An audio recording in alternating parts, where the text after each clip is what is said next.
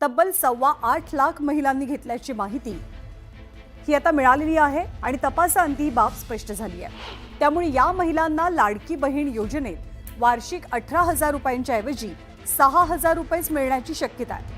नमो शेतकरी योजनेअंतर्गत राज्य सरकारचे 6,000 रुपये आणि केंद्र सरकारचे 6,000 रुपये असे एकूण 12,000 रुपये वर्षकाठी दिले जातात। महिलांना शासकीय योजनांमधनं वर्षकाठी 18,000 रुपयांपेक्षा जास्त पैसा दिला जाणार नाही असा लाडकी बहीण योजनेचा निकष नियम आहे। आता 8.25 लाख महिला या नमो शेतकरी योजनेत वर्षभरात 12,000 रुपये मिळवतात आणि त्याच महिला लाडकी बहीण योजनेत सुद्धा 18,000 रुपये वर्षकाठी मिळवतात। म्हणजे त्यांना वर्षाला एकूण 30,000 रुपये मिळतात हे स्पष्ट झालंय। त्यामुळे या महिलांचा लाभ कमी करण्याचा प्रस्ताव मांडला गेलाय आणि त्यानुसार या महिलांना आता कमी पैसे मिळतील। दरम्यान लाडक्या बहिणींना 2100 रुपये कधी मिळणार असा प्रश्न सातत्याने उपस्थित होतोय।